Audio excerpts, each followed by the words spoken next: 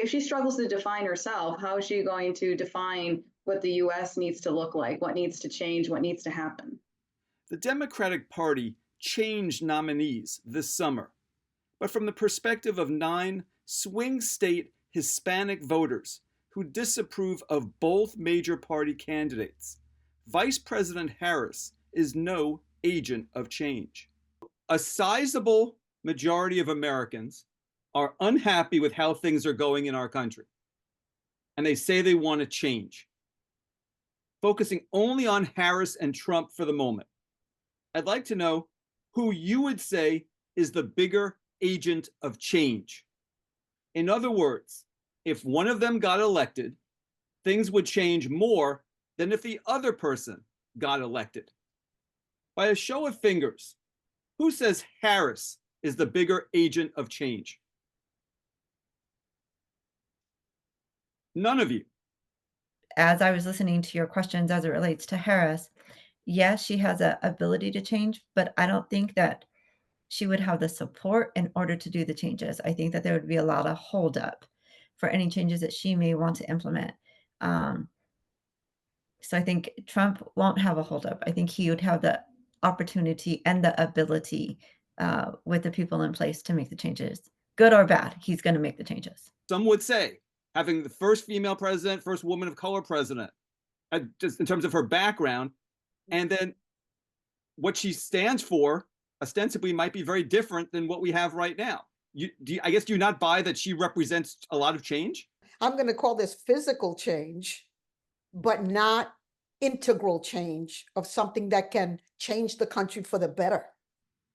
So what kind of change do they think Trump will bring? That man is bringing a lot of change, and it's going to be corrupt and it's going to be ugly. I want to see it to believe it. I'm sorry, I have to.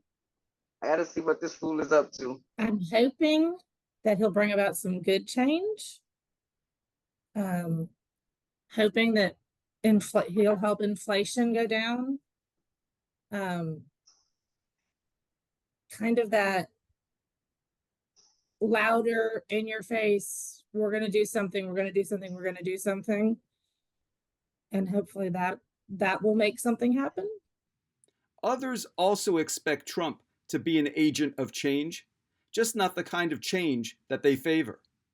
I would say dismantling every meaningful aspect of our democratic principles is a pretty big change. I think he likes to flirt on the edge of what's legal and law abiding, and that he'll push a lot of issues, immigration policy, domestic policy, foreign policy, to the point where it has to keep being litigated by the Supreme Court or the states or Congress. So it's just going to cause, I guess, more chaos, and it'll be more, in my opinion, negative change. So, yeah. And he'll get the Democrats really riled up. None of these 9 respondents blame Vice President Harris for the failures of the Biden administration. But on the flip side, none of them give her credit for its achievements. Here's how they see things. She wasn't active enough to be blamed for anything. In the years that I live in this country, I don't remember seeing any vice president do anything or get a credit for anything. The president is the one to decide whatever is going to be done. Knowing Biden and his team, he had a lot of the power to sort of pick and choose, their policies and strategies. And it didn't seem like, from what I've read, that she was a big player in like pushing things one way or another. While 6 of these respondents claim to follow the campaign on most days, the reality is that their focus is superficial at best. For example, only 1 of the 9 watched Harris's acceptance speech at the Democratic convention. None watched Governor Walz's speech. 5 saw none of the convention at all.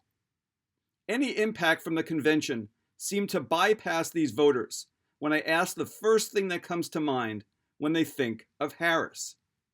Unknown. Presidential candidate. Bipolar lady. Genocidal candidate. Ghost. I had the same thing. How goes? Corrupt. Hiding. Prosecutor? It's not as though their views of Trump are any more positive. They're just more familiar with him. Here's the first word that came to mind when we asked about him. Angry. Arrogant. She took my word arrogant. Narcissist. Corrupt. Loud. Racist. Astute. Problem. So, how would these double disapprovers vote in the election if it were tomorrow? Well, in a two-way race, 5 would take Trump, 3 would take Harris, and 1 would not vote. In a multi-candidate race, 4 would take Trump, 3 would take Harris, 1 would take Cornel West, and 1 would take the socialist candidate for president, Claudia de la Cruz. You may be wondering how one of these respondents flipped from Trump to West and deliberately avoided Harris when given additional candidate options. Here's my exchange with Cecilia from Phoenix. So tell me why you would shift from Trump to Cornel West. That's a pretty big jump. Knowing very little about Cornel West, again,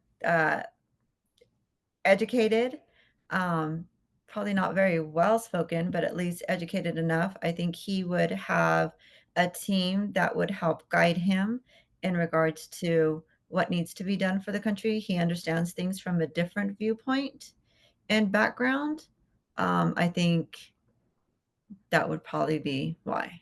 Trump is arguably quite conservative on at least a Correct. number of issues. Cornel West is known for being very liberal. Correct. How do you get from Trump to West? That's a pretty big leap. Yeah, I joke with my family about it that I would vote for Cornel West. I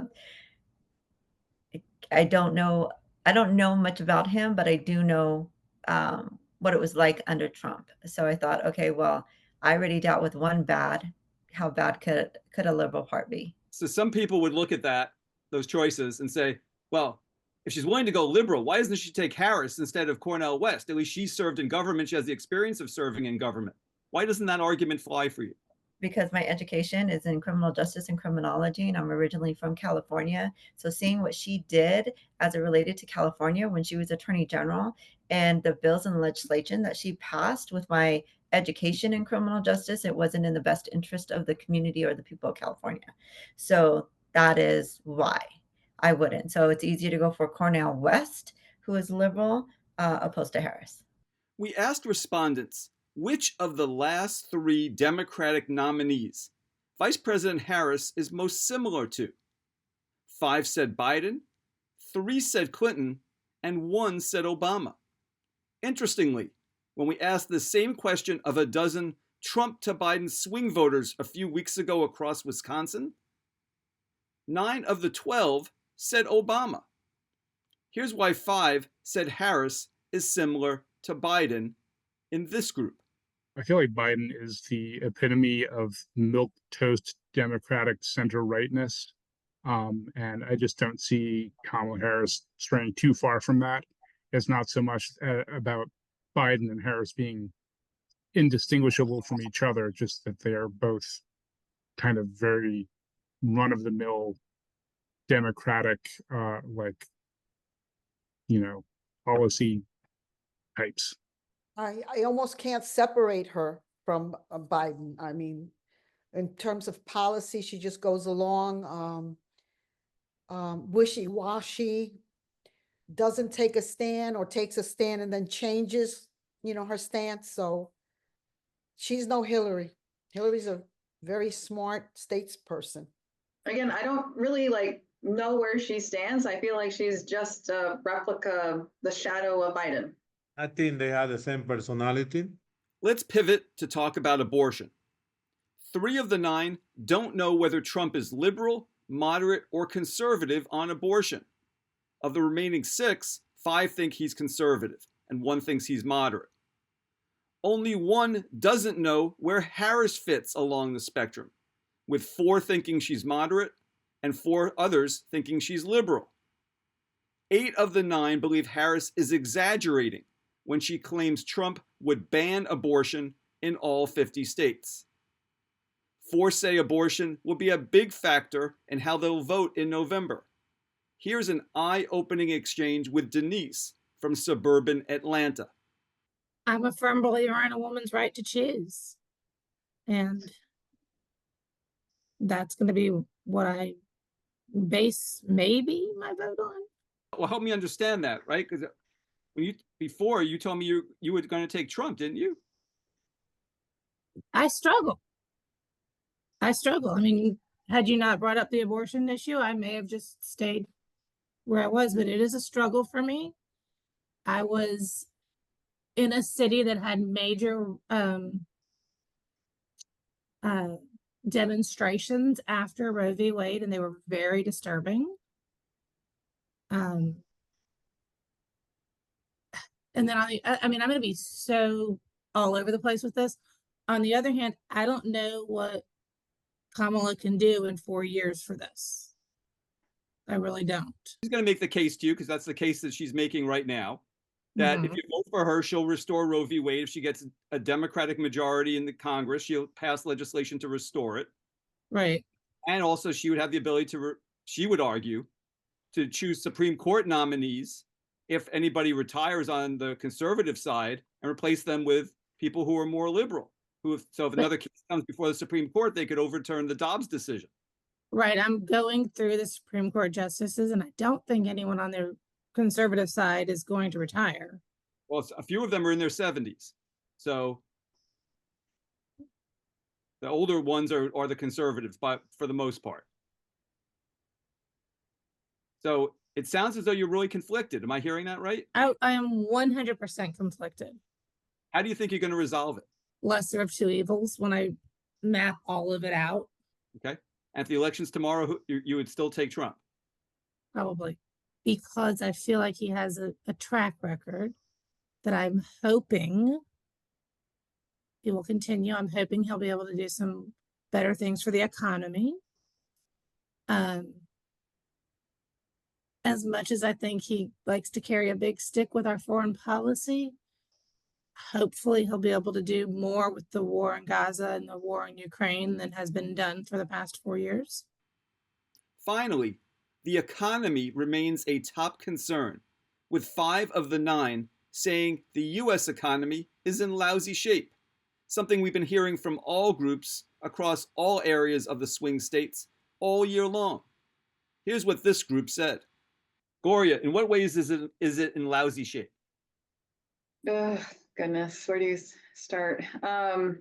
It's everything from, unemployment to, jobs, getting sent overseas, trade, policies that we have. I mean, it's a whole snowball kind of effect. I don't even know what exactly is causing it. I just feel like it's a bunch of little things. I have children and grandchildren, and now I'm helping them with their groceries because even though their salary is the same, everything's increased by 20 and 30%. Now I can help them because I'm a cheapskate and I saved my pennies and invested them over time. So it's not hurting me the way it hurts them. So I see it firsthand. Yeah, they're hiring, but are they paying a living wage so that they can substantiate just necessities to live? That's an economic issue. So maybe not so much unemployment as it relates to finding good jobs is what I guess I'm really looking at, because now people are having multiple jobs where in good years you would have one job to pay for the necessity or the cost of living. Like I said, all these money going out to other countries like Ukraine and are going to wars when we got people here that don't eat, don't sleep right, don't have a shirt on their back. That's the stuff that pisses me off. Take care of the people at home first before you try to clean up anybody else's mess. I think grocery prices, inflation, the fact that it's so hard to purchase a house, especially a first house right now. 3 say the economy will affect how they vote. Seems like when the Democrats are in office, the economy goes down. Republicans' economy goes up. Thinking more about my children and grandchildren, I'd like to have them have the same opportunity that I had of the American dream of owning a home, and I don't see them being able to achieve that right now. They're just living from hand to mouth. Okay. And so voting for Trump will help that, you think? if he promises to make those kinds of changes. Yeah, I think Trump has more of a head for economics. I mean, again, as a businessman and again with budgeting, and he just understands what it takes to be a successful businessman. And hopefully that would translate to being a successful nationer. Thanks for joining us again this month. Please forward this link to a friend, and please join us again next month.